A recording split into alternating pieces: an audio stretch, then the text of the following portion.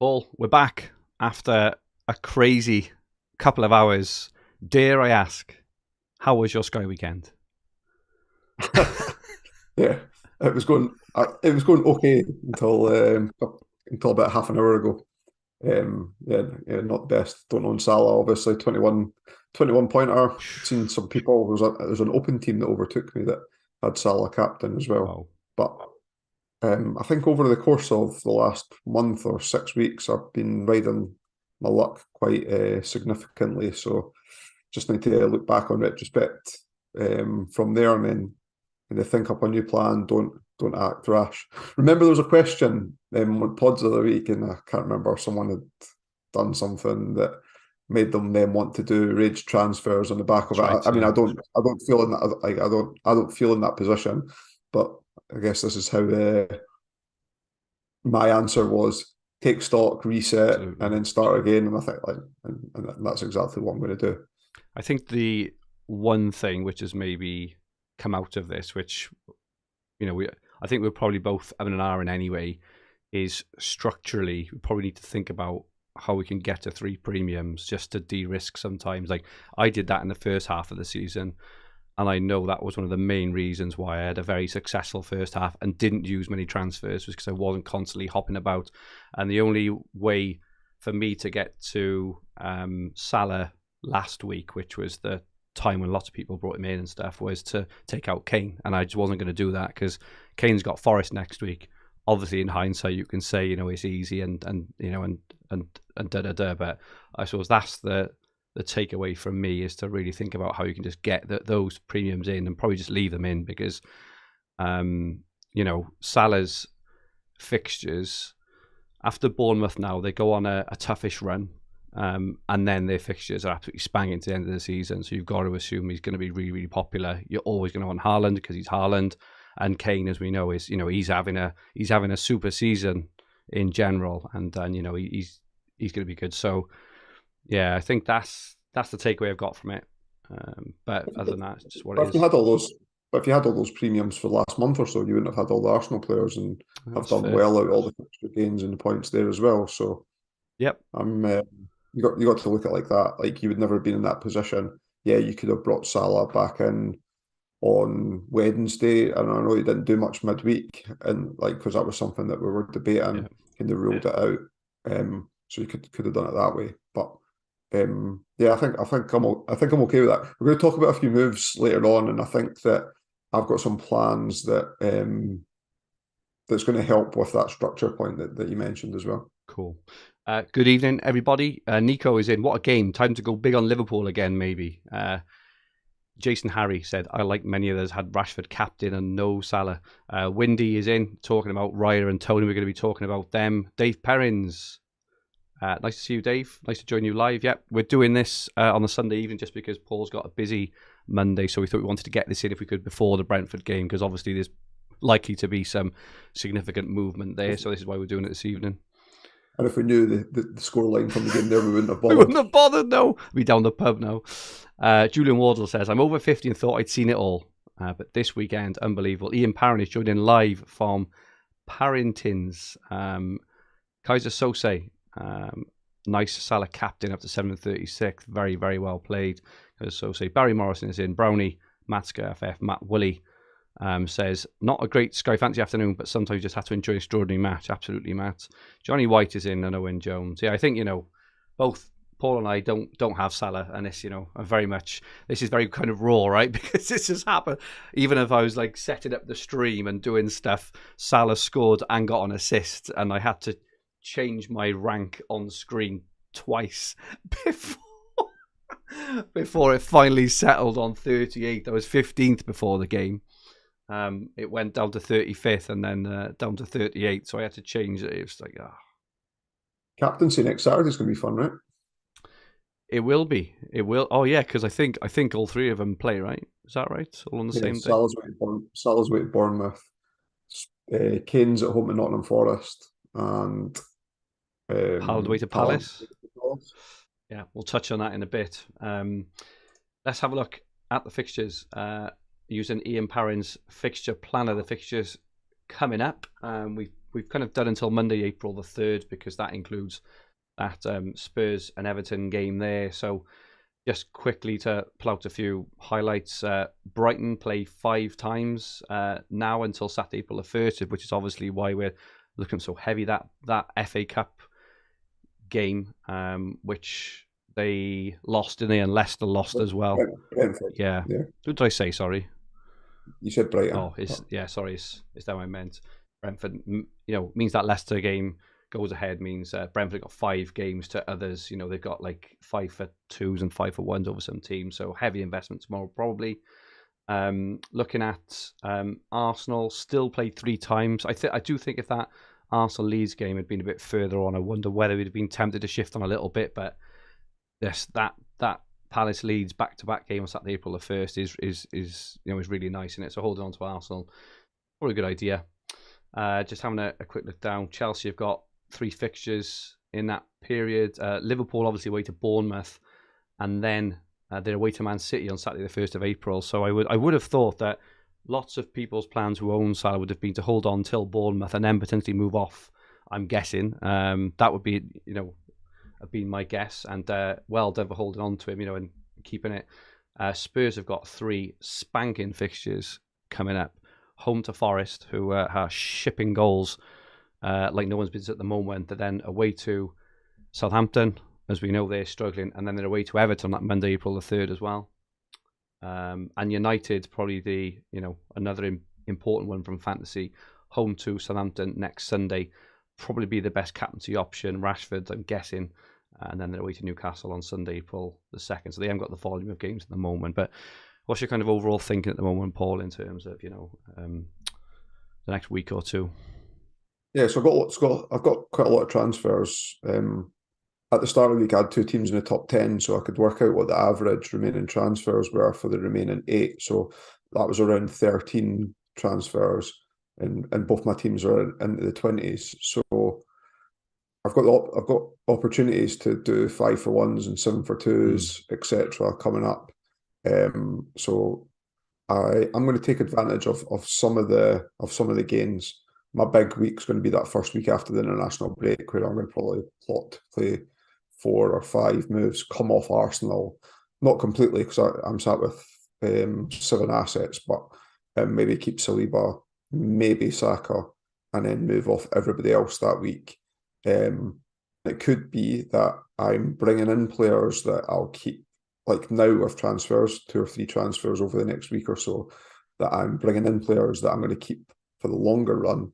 And when I use my transfers to get the Arsenal players out, that'll be to get a couple of those players that are leaving my team, get those back quickly, and then try and pivot to something else, whether it's, as easy as say, Man United just got spanked, so no, but they've got 2 good fixtures that week, and play after the Saturday, so you get the 2 games immediately.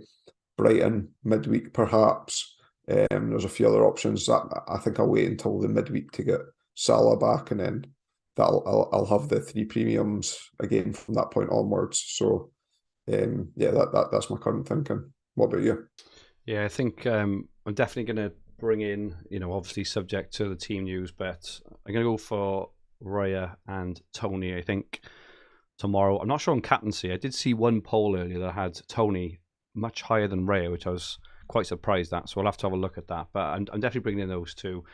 I'm, obviously fully aware of Tony's potential impending bans for everything, but I just feel that if you don't do it and then he scores 2 in 3 or 3 in 3 or whatever else, you just be left kicking yourself. And I've got enough transfers, and also structurally, he's an easy move on, right? So, if he gets banned, right, he's an easy move on to someone like Lewis Dunk, for example, or someone like that, because he's that 3rd striker.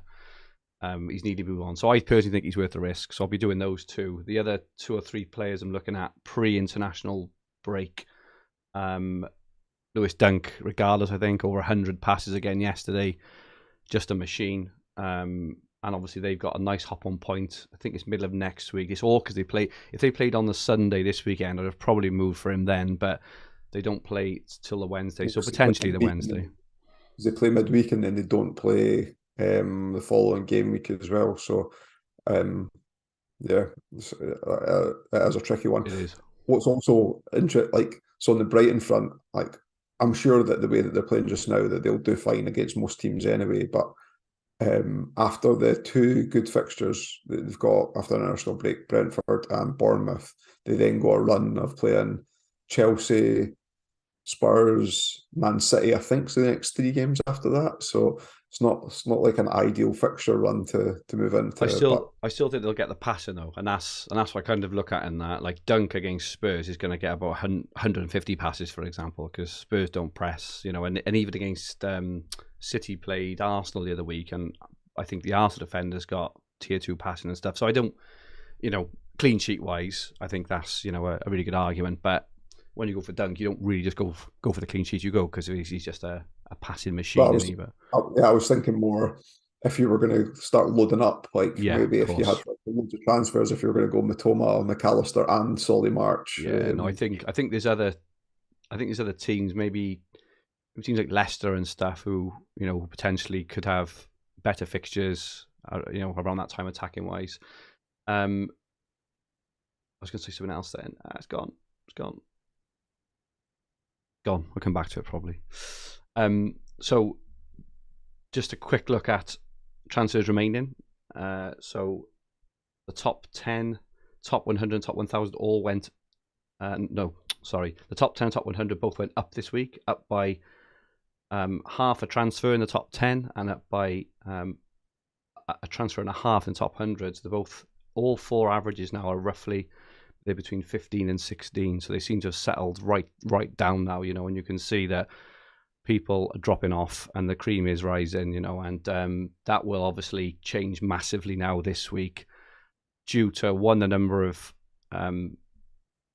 transfers will be made ahead of Brighton, but also that Salah haul today will have likely shifted all the non-owners who are in the 600s and 700s down out to the top 1,000, and a lot of people in top 1,000. So we'll get a much truer reflection of what is going on in all these areas. So yeah, still well above the average, and stuff, and I'm reasonably happy. So any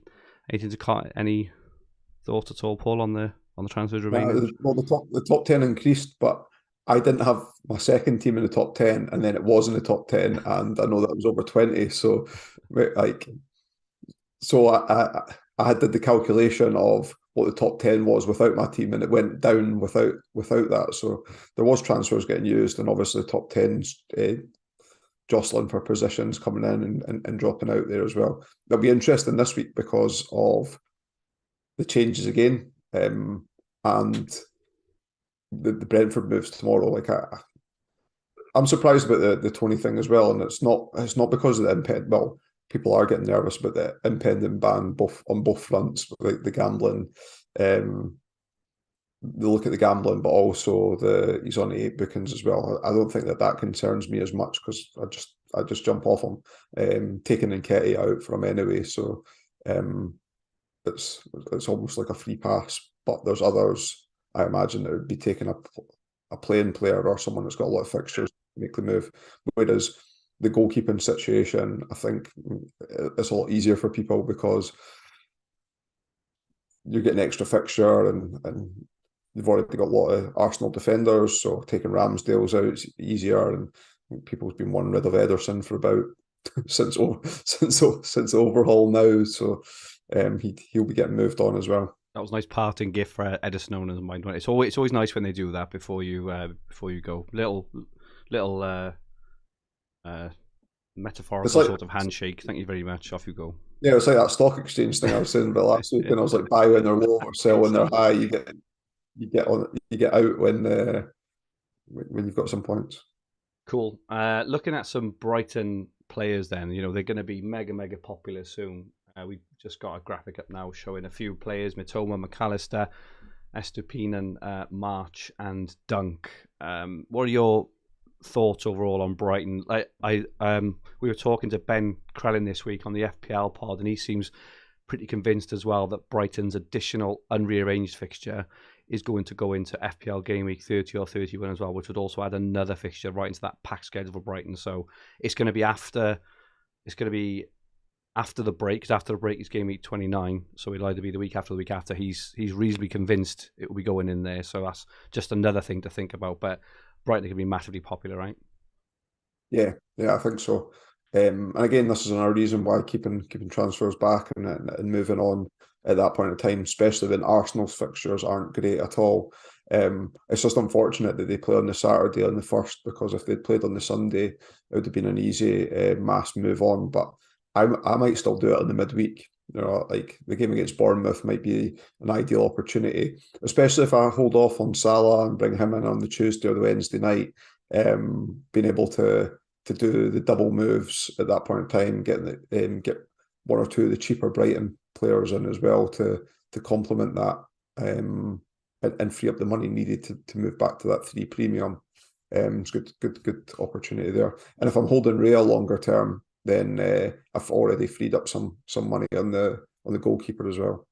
Yeah, we'll talk in a bit as well. Is one or two players who potentially we should all be looking at getting in soon, who are mega cheap as well, aren't they? But just firstly on Brighton then. So, well, McAllister's one, right? 7.4 million. Obviously, Yep. his returns have changed in terms of he was a beast for tackling and passing, which if he's playing as number 10, he won't. He's still got penalties, as we know, as we saw yesterday. 7.4 million. Dunk is, I think, is he 8.5 or something? Is he? Nah, it's cheap. More I think it's cheaper than Is that, he I'm really? sure. Okay. 7.9. Oh, wow, okay. They would probably be the two that I would look to target, I think. The first two. Any interest in others, and who, if so? There's somebody not on this list. So Matoma 7.2. Like, I think you could sit with three Brighton players in there and run it to the end of the season. They'll have 2 or 3 fixtures on a lot of the teams as well. But Casado's just signed a new contract as well. Now he doesn't get a lot of points, but he picks up passing, odd tackle bonus as well. He might be someone that if you're really struggling for budget to move on to Casado and free up the money elsewhere. The thing is as well, in that period where Brighton are going to have like 5 or 6 fixtures to others 1 or 2. We've just seen, haven't we, with Arsenal in this little period. Arsenal have had 4-for-1s and stuff.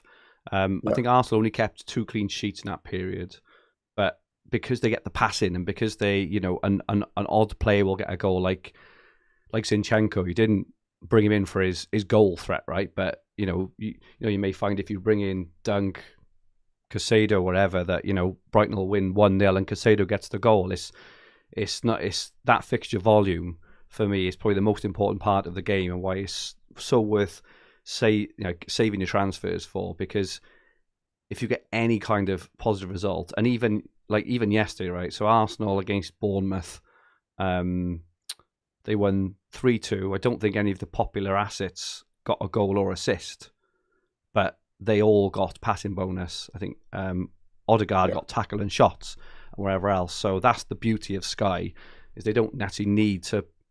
The team does need to win for you to still haul.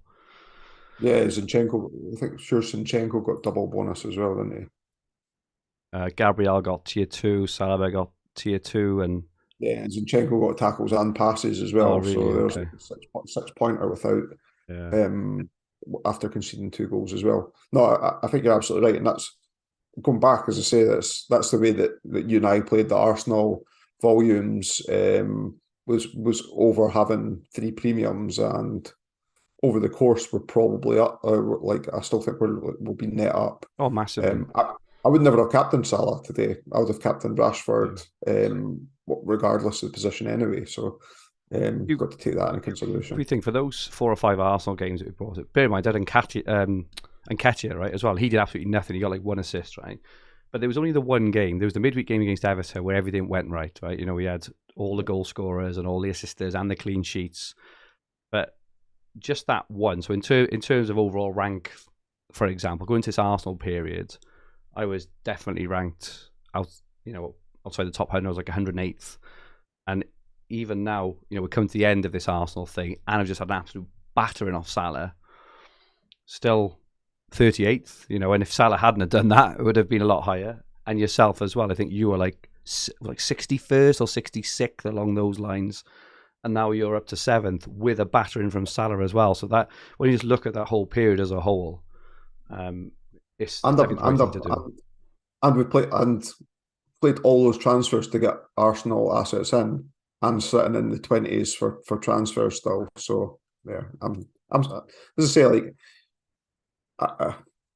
we've used this analogy before, but you and I play a lot of poker, right? Or not a lot of poker, but we play poker, and you can deal with bad beats, or this is a fair beat. Like you wake up with kings and you're against aces. Like you down your luck on that position, even though you have got the worst hand out the two in that position. It's because the way I see it as well with Salah now. It's if I'd have gone for Salah last week, a week before, I would have had to take out Rodri, who got an 8-pointer. I would have probably taken out Odegaard, who got a 7-pointer. And if I play that way all the time, you're probably rifling through transfers a lot as well because you're constantly hopping around. So I probably wouldn't have the transfer account I've got. So I'm trying to think of very much the bigger picture. I do think the Dream Team season had a couple of years ago has helped me put that a lot more into perspective of you will have these times, but you just got to look at the bigger picture and think, right, still got a really good team, still got a really good rank, still really well set going forward, and that's it. So yeah, that question we had a couple of weeks ago, we're living it now, aren't we? And this just plow on. We're going to look at a couple of differentials. So these are a couple of players, Paul, that you think potentially jumping on these early could be very profitable while they're still quite lowly owned. Yeah. A complaint of the Sky game, or people's luck with Sky game this season, is that they've not been able to find edge. I mean, picking Salah and captain him today would have been an edge, right? Absolutely. But looking ahead rather than looking behind, like I think Bruno was dreadful today, by the way. Attitude. He's played on the left though as well, which was an odd setup. But he was moaning about not getting subbed at one point. Anyway, Bruno served me well when I owned him in that small period of time, and I think with Man United playing on the Sunday after the international break, I think that could be a good opportunity to jump off Arsenal players and jump on Bruno. Now, this might come like if people are wanting Salah, Haaland, Kane and Bruno is perhaps going to prove a little bit difficult, or it's going to need some budget enablers to sit in there with them. But I think that the picking up Bruno at that point in time could be a nice differential. He's very lowly owned. That's unlikely to get any bigger, considering I think after, they play Southampton next Sunday, but then after that they don't have a game again until that Sunday. So I think Bruno will be popular. Ollie Watkins, he's burnt you and I this season, but he's got fixture volume and had scored 5 and 5 until yesterday. Good hop-on points for him as well next Sunday. So those that perhaps aren't fancying Tony might want to go on Ollie Watkins. Provides a good differential captain, say on the following week on the Saturday. I know a lot of people will be on Kane. They play Spurs play Southampton, but Ollie Watkins is at home at Bournemouth, so he could prove a nice differential. And Villa play 2 games, Chelsea and Leicester, the first week after the international break as well. So again, you've got fixture volume there for Ollie Watkins. And then the third person on the screen just now, Enzo Fernandez. I know that you already own him, Fergi. I think that he's guaranteed to get 5 points a game now. Chelsea play in the blank game week. They play the double the first week after the international break. For those that are perhaps going to Newcastle, might transition through Trippier or someone like that, and then pick up the extra game from Enzo Fernandez on the Saturday there as well. So three differentials there, all really lowly owned. Well, Enzo Fernandez is like 20% in the top 1,000, so maybe not that lowly owned, but players I expect ownership to increase significantly over the next month. Yeah, I think just kind of thinking out loud, I think having Enzo, probably having Dunk and McAllister as an example, I think, and Saliba, they're the kind of 4, the kind of profile of players you need if you're going to want to have Salah and Kane and Haaland, and that was part of the reason why I went for Enzo. We had a question around, is Enzo the new Rodri? At the moment, it does look like it in terms of you're guaranteed the 5 points for passing. He will get an odd tackle bonus. You'll probably get an odd assist and maybe the odd goal as well. So he's going to start. He's going to start. He's like 100 million or whatever he was, right? So he's I think he's nailed, and I'd like to think I'm a transfer ahead of a lot of the pack on that one. I think because he'll be incredibly popular. But yeah, that's what I'm thinking. Just harking back to what we said earlier, is setting your team up structurally to know, because I probably know I'm going to want Salah, Haaland, and Kane at some point, and if you want that, even having Enzo ahead of Rodri, for example, saves you 1.4 million, for example, and Dunk, potentially McAllister. If you're tossing it between like McAllister and I don't know, like an 8.5 million midfielder, maybe even Maddison or something, it may be worth going for McAllister just to make sure that then you don't have to burn transfers down the line to bring in Salah, for example. So good stuff. Let's have a look at the week ahead. Firstly, it's got its own slide this time because it's such a big game where we think that people are going to be using a fair few transfers, including ourselves. But Brentford versus Fulham tomorrow night, 8 o'clock. On screen we've got Raya, Tony, and Mbomo. I think he's cheap still, Mbomo, and he's a midfielder, and just someone to maybe look at if your structure doesn't allow you to get to Tony, for example. What's your thinking on this game, Paul? I think David Raya is going to be incredibly popular for the reasons I mentioned earlier on.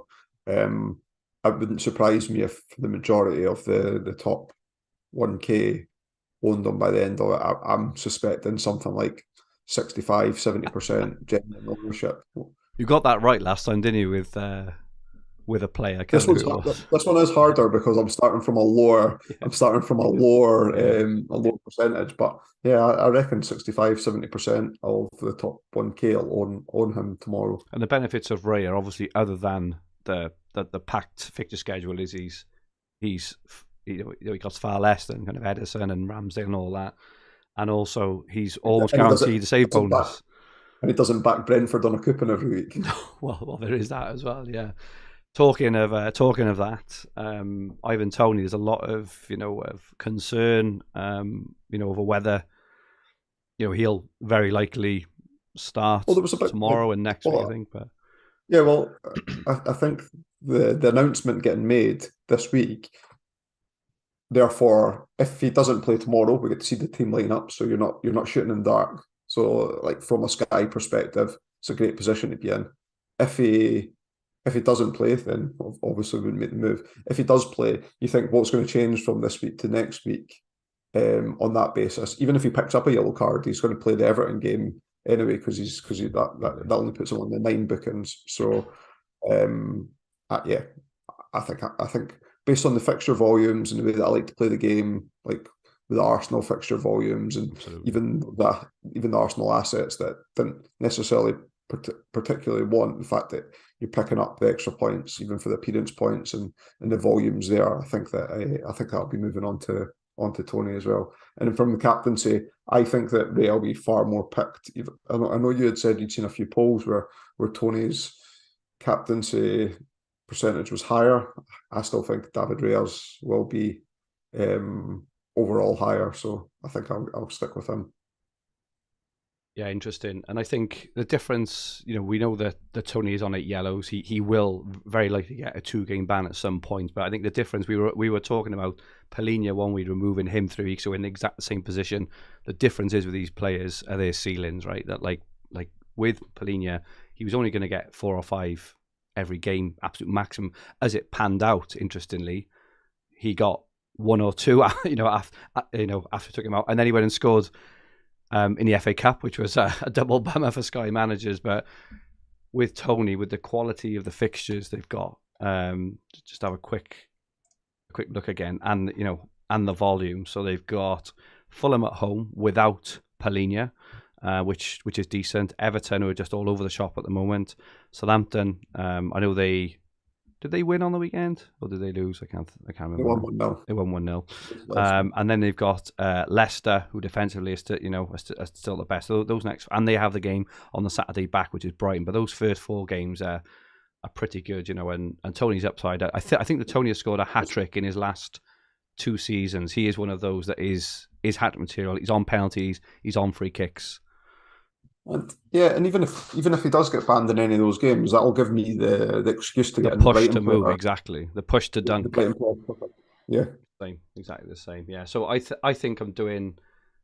I set myself up now this week in terms of transfers. I think I'll be doing Ray and probably Rodri due to the fixture volume for Rodri over this period. I think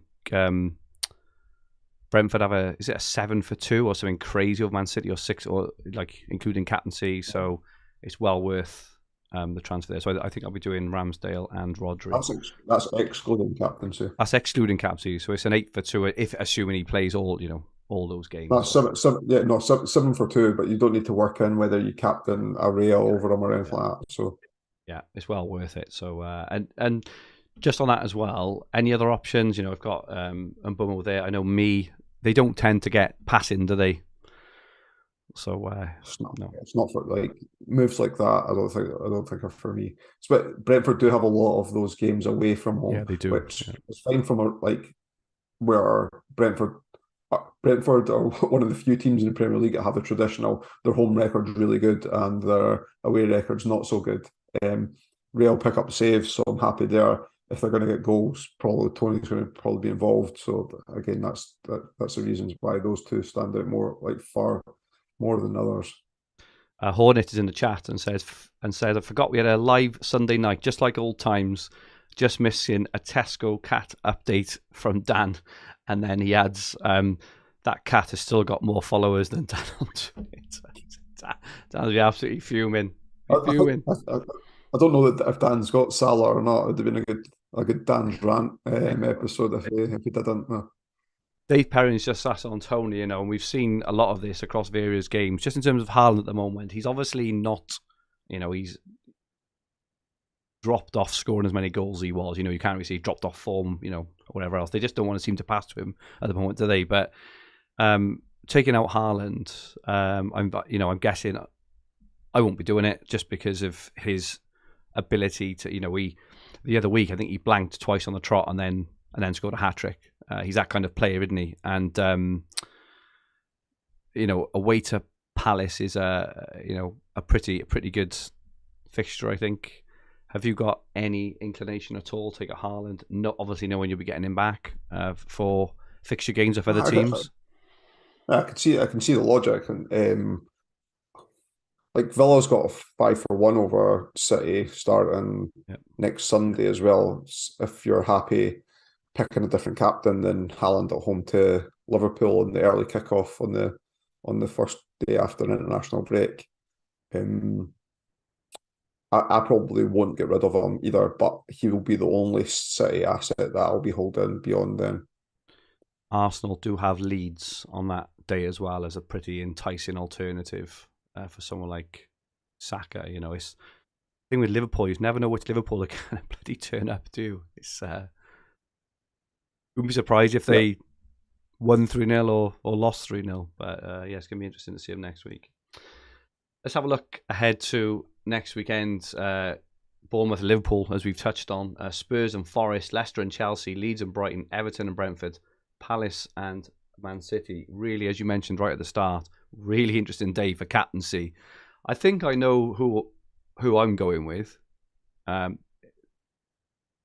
me, it's pretty standout, and because of this, I probably should think about moving Haaland on because I don't fancy Haaland. I say I don't fancy Haaland. I fancy someone a bit more. Or you're going to go Kane, right? I think so. I just think Forest at the moment are just all over the shop. I know Spurs not playing particularly well. Don't have Salah against Bournemouth, but I still don't trust Liverpool enough away from home, especially to do it. I know they beat Bournemouth 9-0 in the season, but obviously times have changed, right? I don't really take that into account. But Kane home to Forest, City away to Palace. I can, if I'm to think of what I think those score lines will be, I think Spurs will probably win something like 3-0 or 3-1. And I think City would probably win 2-1 or maybe 3-1. I don't think there's a lot in it, personally. What's you thinking? I think I'm going to captain Haaland.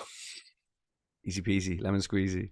Yeah, obviously, as it gets towards the day, it's very easy to sit here now and say, I think I'm going to do X, Y, and Z. But, as you get towards it and, you get more news and things become a bit real, and you look at Haaland's ownership and realise it's 99.99%, you're just like... Yeah, Kane's 95% owned. Wow, okay, interesting. And and these are decisions, aren't they? When people talk about edge, because I use this example a lot around just wait for the day. Wait for the day, and that could be massive swing either way, right? If you go for Kane and he pops a couple of goals and Haaland blanks, you're flying like Salah did today. Yeah, Liverpool. Yeah, Liverpool's another example of that as well. Like I wouldn't sway anyone from going against Salah, going against the Salah captain if you see the Liverpool lineup in that game. But me personally, I'd be captain Haaland, and I'd captain Haaland if I owned all three as well. But I play the game pretty boring and standard, and I'm not going to change. I'm not going to tilt my own way of playing just because the outcome of a game there. Sunday the 12th, we get to the lineups for 3 games at 2 o'clock, interestingly. West Ham and Villa, Man United, Southampton, Fulham and Arsenal, and then Newcastle and Wolves later on. Rashford, you guess, would probably be the most popular captaincy there. Arsenal play as well. Do you agree? Yeah, I think Captain Rashford again. I wouldn't talk anyone out captain and Saka, but I'll be captain Rashford. Interestingly, I think Sunday's a good opportunity for those with Salah. I'm not trying to make people get rid of them. They don't have a game. They don't have a game the following week, so it can't hurt them. I imagine that Salah to Trippier will be a popular move that day, so that covers the captaincy on the following Friday night. So you're getting a fixture gain out of that too. Anyone else for those not holding Salah at all? I suppose it's a bit tougher for others because Arsenal play on the Sunday as well, don't they? So don't look really. It's not really a massive opportunity. Maybe Rodri, you still old, or kind of a Kanji or Ake or someone like that. If you own them, absolutely. It looks ideal, doesn't it? Rodri's the other prime example there as well.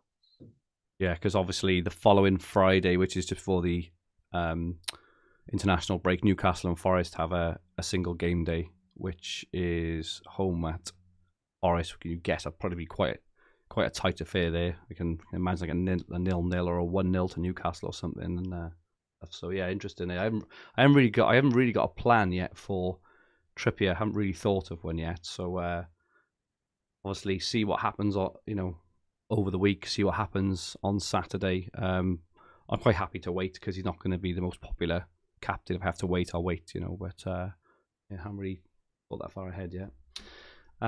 Questions. Thank you so much to everyone who sent in. Again, we had so many questions, and interestingly, Paul, a lot of these were sent in prior to the Liverpool game, and it was all linked to how you're going to spend your winnings because you were 4th and 5th overall. Yeah, but I've never I've come on every week, and I'm not playing it down for the sake of playing it down. As I said, you need a massive amount of luck as well as skill to win Sky, and I had all the luck, and today my luck ran out. So I didn't run out. Sorry, I was on the wrong side of luck today. So yeah, I'll keep going. I still think I've got a chance. I don't think I will win it, but if I was to win money, whether that's overall or whether it's in leagues or stuff like that, I'm 40 next summer when the Euros are on, and two of my oldest friends I went to school with are 40 at the same time, and maybe pay for us to go across the Euros.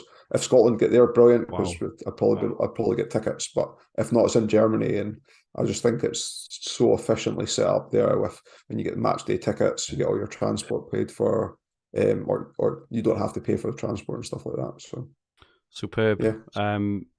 I'll I'll just run through first just the quite specific Sky questions first. Ben Scarf just asked around differentials and good hop opportunities. That's just exactly what we've gone through there. Hornet asks, are you offloading all City assets by kickoff next Sunday? Haaland is probably the only one, and it's only because one, he can just destroy you, and two, you're absolutely guaranteed you're going to want him back. So it may depend on transfer account, but I suppose my argument is, if you're going to captain Salah or Kane, I think you may as well opt off. Because as you say, Watkins has got, what is it, a 5-for-1, for example. There will be other teams who've got 4-for-1s and stuff, and you can daisy chain Haaland back in then off someone else maybe. So I definitely think, I don't think I'll have the balls to, but definite opportunity there, especially if you're chasing. FPL Fists asked about a Bruno Rashford double up. Yeah, probably now after the break. Sunday the 2nd April. Yeah, after the break, because United blank in 2 weeks' time because of the FA Cup. Also, for close, is Kepa to Raya worth it?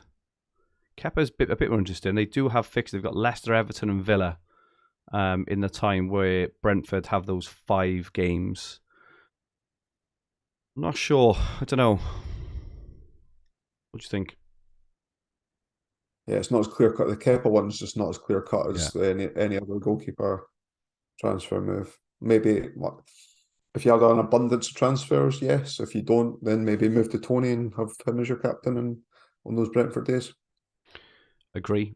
Luke Notley says, eyeing up a Tony to Maddison chain here. Any good? It seems a nice safety net. Yeah, and that's what we talked about earlier. The safety net for if he gets his ban or gets his yellow. I think like Maddison yesterday. I didn't watch the match, but apparently he was insanely unlucky not to get any returns in the Southampton game. So I think that Maddison is going to be hugely popular in a few weeks' time. Yeah. And he's a good I think we talked about before when we were looking at fixtures. There was one day it looked relatively complex, and he had a standout fixture. I think it was like a home to Everton or something like that. I've not got it in front of me. It's quite a bit away, but yeah, having him in early. I just think his injury record's not particularly great now, though, is it? It's again, it's one of those ones that he's good to get on early because he is going to be popular if he stays fit. But if he doesn't, if he didn't have a lot of transfers, maybe that's. I know you're not booking one in, but yeah, it makes sense. Mark Wright, if you had to lose either Martinelli or Odegaard for Tony, which one would you lose? Tough one. Probably lose Martinelli based on his ownership being lower.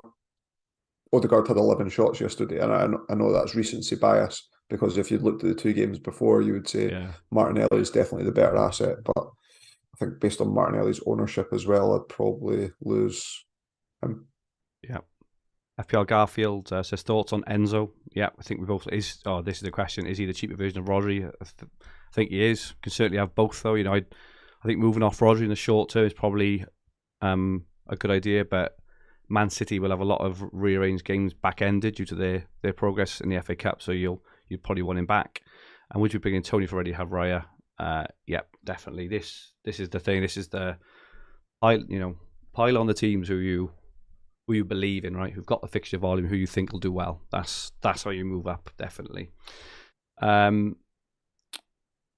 Matt asks, interesting. I was just thinking about this actually. Are either of you swithering over Newcastle assets, and who is your favourite Newcastle asset? I was thinking. I don't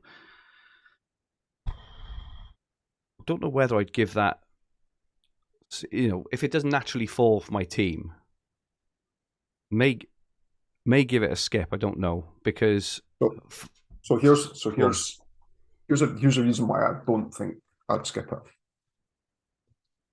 So after the international break, so we sat with, and most people I think that are doing it that have had recent success, I'll be sat on quite a few Arsenal defenders, but to the point where, and when I say most Arsenal defenders, I think a lot of teams will be on a 3-5-2 or a 3-4-3 with 3 Arsenal defenders. I want to come off the Arsenal defence on after the 1st of April, pretty quickly, and I don't want to block myself to only have to do defensive moves because I might want offensive. Like I might want to move to midfielders like Maddison, like Bruno. If you took Rashford out, like, and then to bring him back in again, there's another midfielder slot that you want to pick up on the Sunday, the day after. So sitting there with Trippier, who has 2 games that week as well, Yeah, just plays looking. all the way through, is almost like, and he's at a cheap point of a defender where it frees up a little bit of budget as well. That sitting with him in there makes moving off those Arsenal defenders easy and gives you a lot more choices. And that's one reason why, another reason why I'm pretty set on bringing him in. Yeah, just having a look, and there's a period just after the break as well, the one you mentioned, Sunday the 2nd as well, where they have like a 4-for-1 over. They have 4 fixtures in a very short space of time and things. So yeah, they've got in the next period they play 6 times, while Man City, for example, only play twice. Liverpool only play 3 times and stuff. And Newcastle are a pretty good bet for clean sheets, and the fixtures go on and on. And I think that's the outstanding rearranged games we play with Brighton as well. So it could actually be they have another fixture put in as well, right smack bang in that period. So yeah, Newcastle will be interesting. We might see conversions back and see teams rammed full of Brighton and Newcastle defenders for a period while they just got this just huge fixture run throughout April for sure. Raya or Tony, captain on Monday. I think you said Raya likely down to ownership. He'll probably start on 4 or 5 points. He seems to most weeks, don't he, with his saves? Yeah. Well, if Tony outscores him, he outscores him. I think that I'll balance out by the fact that Raya's ownership will be higher. But I'm captain Raya anyway. Yeah. Yeah, we've answered most of the other Sky specific questions. We've had a few other ones. Dan Cox, what changes would you make to next season's game? Don't be biased. Back to 40, 1 overhaul or 2, a man of the match awards. What do you think? I've preferred most of the changes that they've made this year. I like 40 transfers rather than 50. I don't like man of the match awards. So if I was making any change, I'd move it back from 50 to 40. 1 overhaul, absolutely. I've seen a few of the comments on that thread about adding more passing bonus tiers. I think that that'd be the worst thing that they could do. And the reason for that is that what Sky is good at is opening up the player pool. Yeah. So when they added the tackle bonus, like players like Caicedo and Paulinho, who aren't great assets in like FPL, for example, if you add more tier bonuses, like Dunk's going to be like ownership's going to be like 100%. All the nailed on players for the big teams, like defensively, are going to be like ridiculously owned as well, and therefore you completely remove like. I don't think Me's a good Sky option, but I still think quite a few folk will pick him up on Monday night.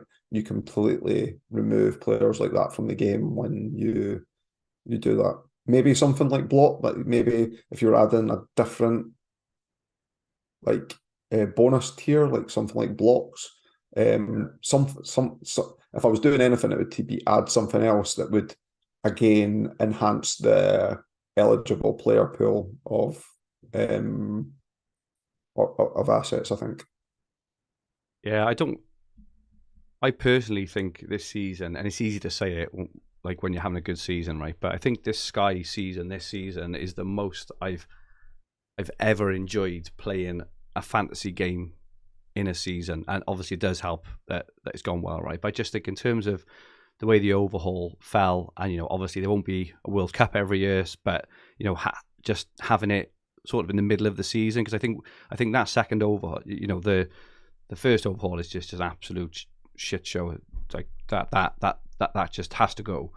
But having the second overhaul usually so late, which is normally around about after game week 28 or something, it just means that the running is just far less exciting because everyone basically starts again with a game week 1 team. So it's much more exciting when you've got a lot of divergence across the teams. Like now, I personally, I genuinely feel incredible. Win, lose or draw, just incredibly excited about the way the season is playing out, because you can look at the ownership. We know everyone's got Haaland, Kane, and Saba, and and one or two others, but everywhere else, people are halfway through their daisy chains. They're halfway through their own plans. It's not, if you started again, it's just obvious. Like, everyone would start with 4 or 5 Brentford and whatever. But now people it's having decisions to make and choosing their own path on where they see the value and where they want to de-risk and stuff. And I just think this season has been absolutely fantastic. And I've, like I say, win, lose or draw, regardless of how it finishes, I've enjoyed this season. It has really, really been superb. And I personally would keep the 50 as well, personally. But yeah, question there, Dan. Clean sheet wipeouts is, at what stage does this friendship turn into rivalry as both of you get close to 50k? If you'd have asked us that at 3 o'clock, we'd have had a bit better answer. At the moment, I think we're a bit like, oh well. But yeah, anything to add on that, Paul? Not, I've not felt any pressure or anything like that or amongst anything, and I think whilst I felt that when I very first started in the podcast, I felt the podcast was a hindrance to me. Now I see it as a benefit by just talking things through with you and getting the questions in, and having a think about the questions before I come on as well. So butterfly effect might never have been as high as a position if it wasn't for the podcast and wasn't for you and I's friendly rivalry on these things anyway. So it's all good. Yeah, fair. And same as well. I'm very much like a que sera sort of person. You just make your decisions and whatever happens and stuff. So if I'm not going to kind of change the way I play, because I firmly believe, especially in the way I play Sky and Telegraph, I firmly believe that this is the right way to play, which is to go all in on teams and whatever. I'm certainly not going to change. If it gets like the final week and I'm within like 10 points or whatever else, it may be something I may think about. But even then, I'm like, I don't know. I just think when you get to that, because I'm in all the cash leagues, whereas you're only in one as well, aren't you? So what I don't want to do is just try and go for the big one and then lose all that and stuff. And it's like, it's not about money it's not about money. It's nice to win money. Don't get me wrong. You'd never turn it down or or whatever else. But I honestly think if you won and I didn't, I would be over the moon for you. Because because you'd have deserved to have won, really, and that's it. I just look at it really objectively between if I deserve to win, great. If you deserve to win, great. But if I don't, if I come second and you come first, you've played better over the season and you've deserved it, and that's about it, really. So, Dave Simple Goal, I know you both like a bit of game theory. How much cash is each of your "I'll take it and end the season today" amount? Interesting question there.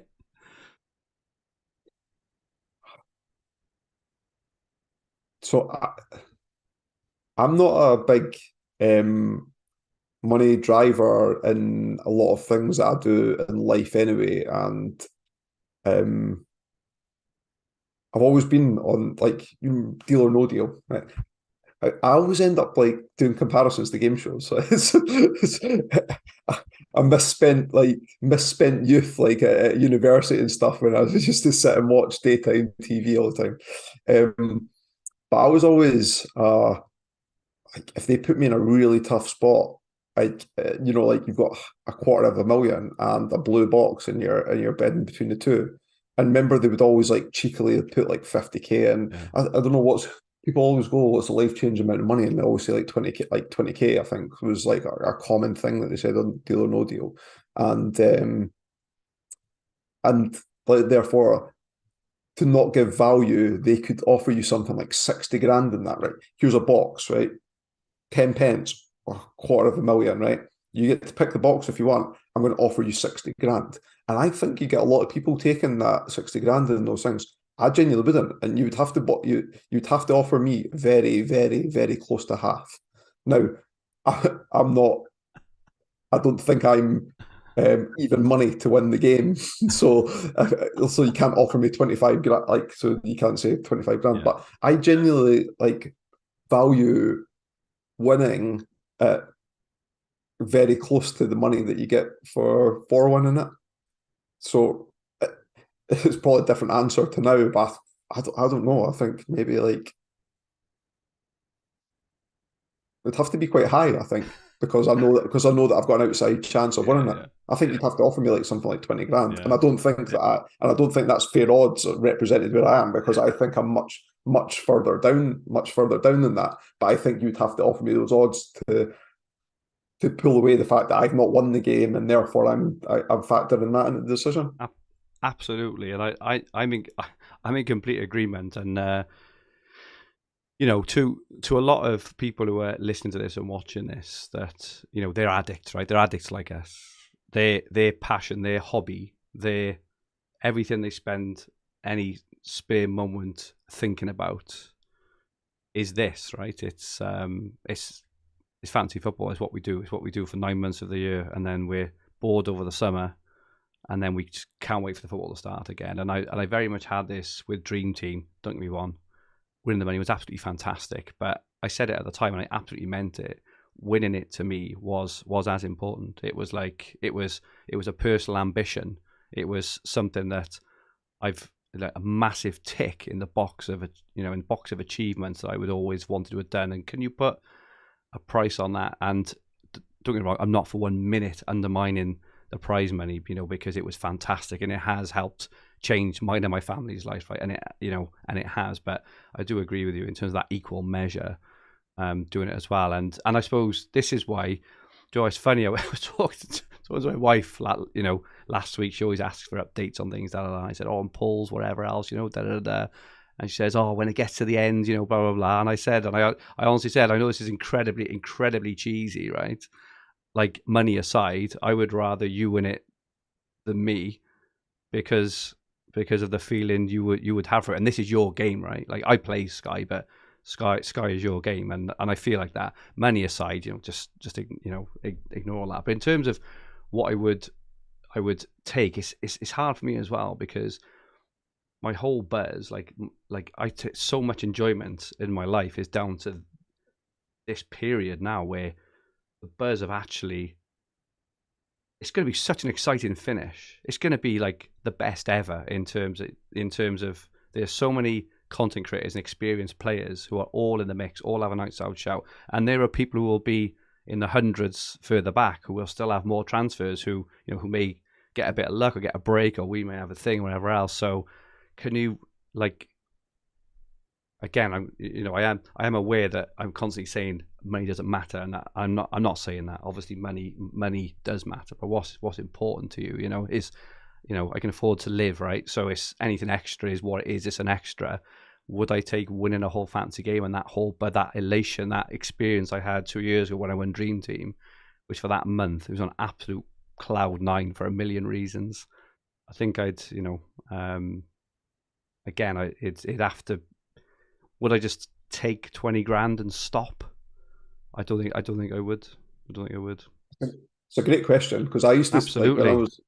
when I used to be addicted to Deal or No Deal. I used to love the game, and I love the concept of the game. I think people that had a strategy didn't really have a strategy, though. Like, they said they had a strategy, and because it's got nothing to do with pulling numbers, and because Noel Edmonds, that, like, you can't attribute it to the game, the goats in the car game, because in that game, the game show host knows where the car is, where Noel Edmonds doesn't know where the $250,000 is, or that. So there was no strategy, but I often cycled through my head that if these were the boxes, if I was in that position and these were the boxes left, what would it take for me to get it? And it was like, often it was simple maths, like add up the values and then divide by the number of boxes left to give me the average, and therefore I'm getting fair odds. And I always looked for things and where I thought I was getting fair odds. So maybe there was an element of that. But then I always thought, well, if you're in that position where you get the 250,000, what about the accolades that come with that? Maybe the dealer would have to offer me more than the average, and like Yeah. total like thing. But yeah, and I often thought your attitude rolled through into that as well. Like if you were like someone that you knew that the money meant so much that they purposely offer you Be able to less, do knowing that less. you Yeah, yeah. have that. Look, doesn't matter what you say at this point of the game. Academic, I'm not. I'm moving on to the next round unless you're offering me a ridiculous sum of I money. love it. Forget it. Yeah. Let's move on. And I was a student at the time with no money as well, and I And would have still played like. and that's a good point. I do think like time of life and circumstances, right? Because it's very easy for me to say I turned down 20 grand, right? If I lost my job or whatever else, I'd be like that. Give me 5 now, right? But just thinking ahead on it, kind of as as it is now. But yeah, interesting stuff, and a really good question. Tom Hartnell, just wishing you the best of fortune. Both best fortunes of the run-in. Perhaps a question to help you both. Do you have any tips, Fergie, for how to manage the pressure and decisions when you're in contention to win it all?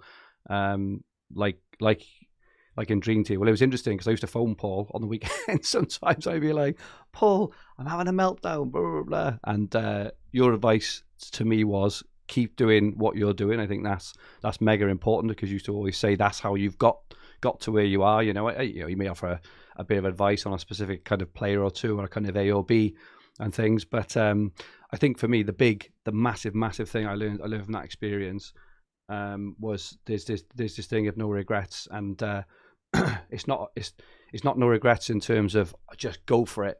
For me, it's no regrets of don't make a move that and you talk about this a lot, and I think we're very similar to this. What would make you feel worse? What would make you feel worse? And that for me drove my entire last three months of that season. Is when I had to make a transfer. It was like if I took this player out, and he scored 2 goals and completely blitzed my season against the upside of bringing in a kind of lower owned player but with higher potential upside, how would I feel on both of them? And it always came down to I would feel worse if I ruined my season by making a rash move, if that makes sense. And that has helped me massively, I think, in the last 2 years in Sky and Telegraph and Dream Team and and everything really, in terms of don't do it. Like even Haaland captaincy on Saturday. It's one of these ones where I talk a big game now about going for Kane, right? When it comes to it, if I don't go for Haaland and he bangs in a hat-trick, which he's perfectly capable of doing, how will I feel? I will feel dreadful, really dreadful. And with that in mind, I'll probably go for Haaland. And also, I honestly think like that, and that's why right from a stall, like it takes a lot for me to change my mind over something. Yeah.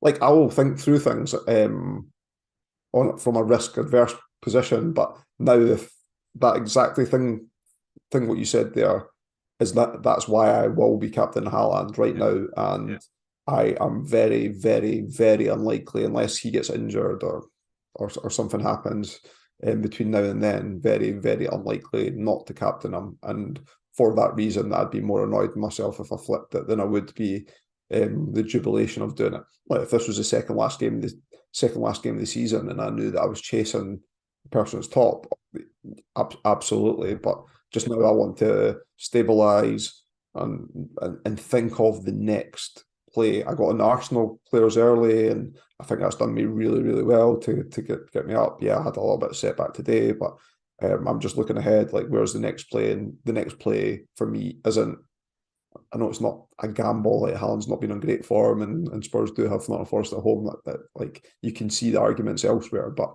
I think I'm going to pick my battles of going against what I still think he'll still be the highest captain player, and have a look further afield and see what's next in that transition move and see if I can get on early before others. Yeah, and I suppose the other thing, just to finish the answer on that from my view in terms of what helps, is just and it's easy to say. I think I've learned to do it now pretty well, but just be mega comfortable with the decisions you make regardless, because I was never going for Salah captain today. Even if I had Salah, I would have captained Rashford. And I truly 100% think that, just because of the form of the players, the form of the teams, etc., etc. So I didn't go for Salah, but, and at first it's like, when you see the rank drop, just take a minute, contextualize it. Still 38th. I'm still in a very good position. People will have to move, will have to use a transfer next week. I have the Bournemouth game to take out Salah. I don't have to do that. So it's this whole kind of bigger picture thing. You just think, right, and exactly what you said, like jumping on Arsenal, what's the next move? And I think the people who tend to do really well at these games and potentially eventually win it are the ones who make the right decisions and trust the right. And sorry, I want to say right. Don't make the rogue ones. If you go for rogue, you're going to hit what you're going to hit one every now and then, right? And you don't get lucky. But in terms of making the right decisions really, really consistently, they're the ones who will eventually give themselves a chance of winning. I do think winning the game is very much largely down to luck, because there will be a group of 5 or 6 players who will all have, very similar teams at the end, and it could be a rogue captaincy eventually wins it, but they won't have got to that position playing with rogue captains every week, just as an example. So just trust the process, keep it cool, and that helps, I think, with good fantasy performance. But it also helps you in your own mind then think, if you don't win, I wouldn't have done anything differently. And that to me is just a massive mental ease, which helps. And this is why I'm not that upset about Salah in Sky, because I do think a couple of years ago I'd have been like, my luck and whatever else, but just what it is. Final question off Ian Parrin. Paul, first, what would your current golden, handy, workable, tight transfer amounts be for the top 500? To win the game? I think so, yeah. I think that's what he means, yeah. Or just, yeah. I still, to win the game from there, I think you need like 25, personally. If you're 500th. Yeah. I think more. I think there's like concentration of points and positions to a certain degree. But even if you like look in the top 10, I think it is now. 2-6. I've got the leaderboard. The person that's top's got a 20-point gap. Then there's only a 1-point gap, but then there's a 50-point gap between third and fourth. Then there's like a 10-point gap down to 7th, where I am. And then from me down to outside the top 10, there's another like kind of 15 points there. So there's large gaps. And I think to win the game, if it's a case of you're in quite a few mini leagues, I think that and it's consolidation or finishing at least first or second in each of those, like depending on how large they are and the quality player across the game, might be 20. But again, if you're playing in some of these big ones, like the Moneyball one that's run by Mark Burgess, or the kind of Shot Q one that's run by Tim Barry, if you're 500th overall, you're probably going to need 22, 23 plus transfers, I think. And that's not to say that's definitely, like, you could hit 2 or 3 differentials in a row if you play like that. But if you were playing I'm going to captain the most obvious captain on most days, who I think will get most points that everyone else will do, then it's going to be difficult to make the ranks, and therefore you're going to have to do it outside of that by running in the block Brighton and block or teams like that. Would be that's my thoughts on it. Yeah, I just think that if you look at the names in the top 100 and 200,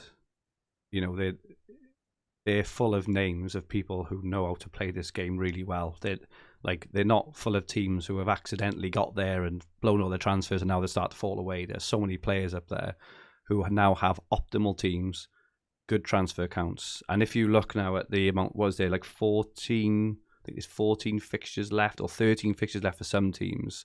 We're coming to that point of 2/3. It's crazy how quickly we've gone from being from way under half to 2/3, and April's going to be massive. And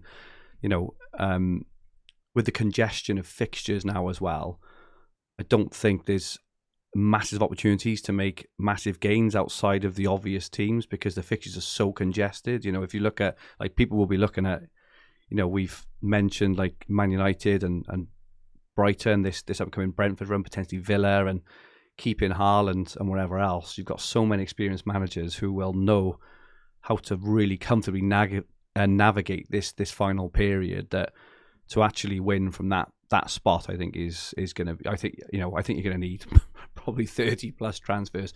That's personally. But when you look at the names in the top 100, he has mentioned around handy, workable, and tight as well. So what's your kind of thoughts on what's the lowest you think that someone would need to have a kind of outside stab, or is that your lowest? Sorry, your 25.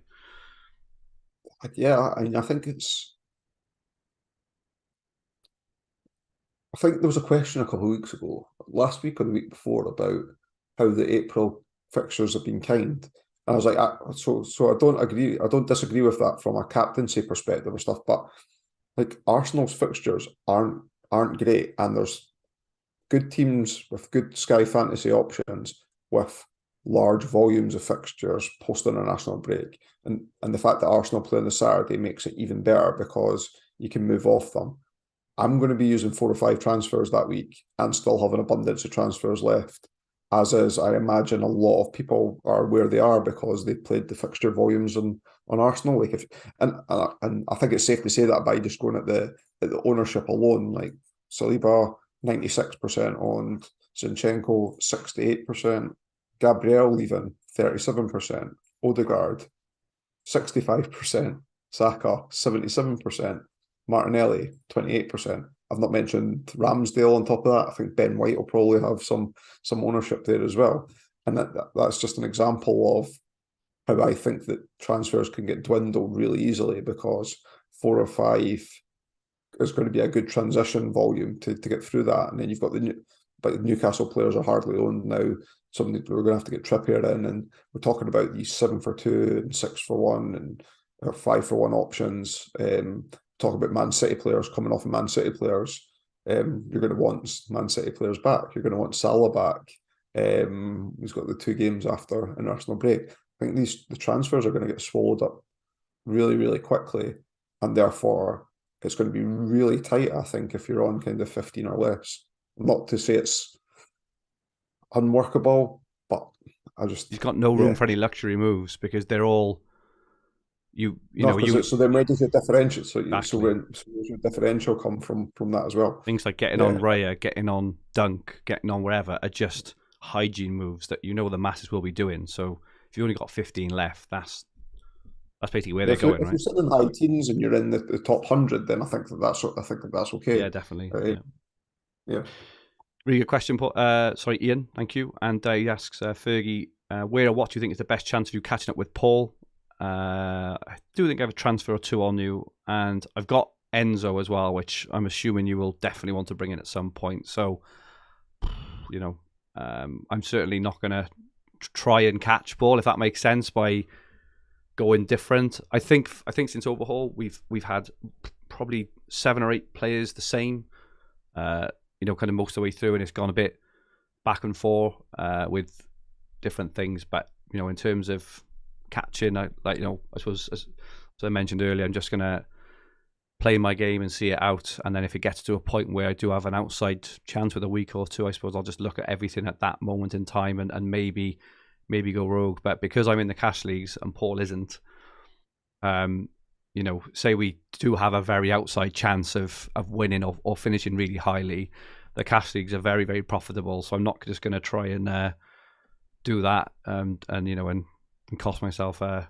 whole load of money unnecessarily. And also, and do you know what would be even, imagine this happen, Paul. I always think about this. Imagine we go into the final week and Haaland's obvious, right? And you're like, Haaland, blah, blah, blah, blah. And you're 10 points up on me. And you double bluff me. And I say, I'm going to have to go different. I'm going to go Kane, right? And then you go Kane as well. And then Haaland scores the hat-trick. So I've overthought it and done myself, because you're doing a different thing. But then I don't know about you per se. I want about others as well. But not only have I cost myself a game by not playing my own game, I potentially done myself in for all the cash leagues and wherever else as well, haven't I? So I just think you can massively overthink these things. And, I remember we were having questions months ago, weren't we, about, where's the differential? Where's the edge? I mean, just look at this fixture list in front of you. There's just so many different ways you can go and different players. And I'm not, we're not in any rush. Let's see what happens in a few months. It could be that we're fighting for 150th place after today, but you never know. Thank you so much, everyone, for all your questions. They were absolutely superb and really good fun to answer as well. So that is it for us for today. Oops, sorry. Just a quick update on the Four Nations League. Have I updated these? I think I have. Paul is top 2357, 7th place. 2335 also. Paul, I think you're second team now, 14th. Was that right, Paul? 14th. Yeah. I'm 2308. Ian Parran has made a massive jump up my backside today, assuming holding Salah. So he's only 27 points behind me now. I did have a bit of a lead there, but obviously Salah has done the biz. Dan on 2241 has made a massive jump as well. And Liam Dorian, I believe, transferred in Brennan Johnson today. I don't know if he had Salah as well, but really, really good moves there. So well done, guys. And the FH Members League, Niall Murphy, 2306. It looked like didn't have Salah either. He's just behind me. I'm 9th, 2308. Darren Slater has flown up 7 places with both teams, so it looked like he might have done really, really well there. Darren is a top player, as we know. Is now 7th and 8th. It's 2312. Chris Parry, 2315. Dale Pointer, 2320. Mark Wisdish, last year's winner, I believe. 2325 is flying up there as well. He went up 4 places. Billy Anderson, who's having a superb season, 2329. Barry Grimes, 2343. And Dave Baxter is still top, 2345. But this is what I mean about, and this is no thing on anyone else, but I just look in that top 10. Mark Wisdish won this whole game last year. He knows how to play this game. He is very likely set up very optimally, has got lots of transfers in hand. Darren Slater, superb player. Niall Murphy, absolutely fantastic player, as has many others in there. So I know Barry Grimes as well, so he's a good player as well. He's second on it, just behind Dave Baxter, who also is a. They all are. This is the thing, and this is why I mean it's so hard for anyone outside who will be able to make a late run, because between probably all of us and everyone else who's just behind us, lots of experienced managers, you're gonna have to do very well to navigate through all. It would have to be differential. You'd have to go for Southampton defends and hope they keep clean sheets on the trot or something. I'm just not happy that after next Saturday, so that's my last bullet, that I to try and dodge, that there'll be no mass high ownership player that I'm going to make. I'm mapping out over the next while of the players that I want as captain on every day, and making sure that I have them, even if it's at the cost maybe of one fixture either side or whatever. And that is it from us today. So thank you so much for those watching and listening. Your continued support is much, much appreciated. And thank you, Paul. Where can people find you? On Twitter at Paul McAnulty, McAnulty. And my Twitter handle is at FFH_Fergi. If you like what you watched, please press the like button. We'd really, really appreciate it. Remember to subscribe if you haven't already, in the bottom right corner of the screen. If you enjoyed your listen, please rate the podcast version. Drop us 5 stars on Apple Podcasts and leave some comments. It would absolutely make our day. We'll be back, I think, next Monday, which will be the last one before the international break. Looking ahead to Sky Game Week 33. Have a great Game Week 32 all, and goodbye for now.